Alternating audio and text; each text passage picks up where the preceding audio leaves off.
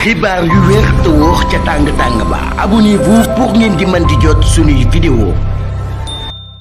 ngeen jëf ci ànd gi ak ñun ci chaîne bii di Buzz 221 HD ca primature Ousmane Sonko ginnaaw bi nga xamee ni nekkatul chef du gouvernement bi depuis le 22 mai 2026 ndaa di koy remplacé par Aminata Lo entre novembre 2025 et le dernier remaniement ministériel.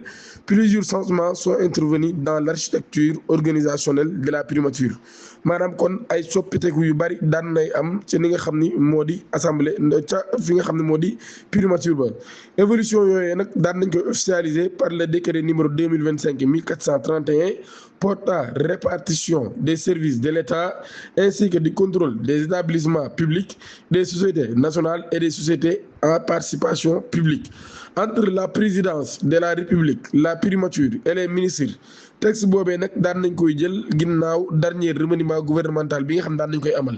évolution yi amoon su Ousmane Sonko déjà le décret numéro 2025-1929 du 27 novembre 2025 daan nay évoluer woon l'architecture de la primature instituant de nouvelles créations qui avaient étouffé le cabinet de Ousmane Sonko. Parmi ces nouvelles entités figurant la cellule d'orientation et de suivi des réformes, l'inspection des services, le comité d'orientation et de suivi des initiatives de valorisation et de recyclage actif, institué par le décret numéro 2025-1605 du 2 octobre 2025, ainsi que la commission des hasards. Au sein du secrétariat général du gouvernement, une cellule de préparation du Conseil des ministres et de suivi des dossiers destinés aux institutions avait également été créée, de même que la Commission nationale d'accès à l'information.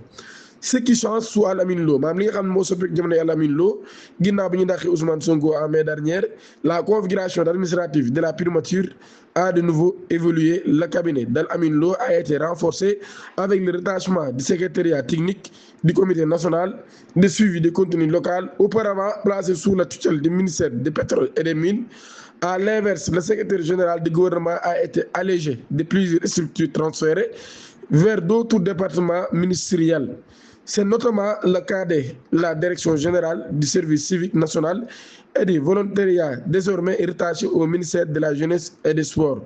Le Big Gouv au ministère, le bureau de l'information et de la communication du gouvernement Big Gouv, jusqu'à la dirigée par le journaliste Mame Gor Ngom, a été transféré au ministère de la communication et des relations avec les institutions. Il en est de même pour l'Observatoire national des lieux de privation des libertés qui relève désormais du ministère de la justice. mu nekkoon ay soppeeku yoo xam ne jàpp nañ daal day am ci diggante Aminata Lo ak ki nga xam ne moo di Ousmane Sonko jamono boo xam ne ku ci nekk ci ñoom ñaar daa ngay nekk ca bopp primature.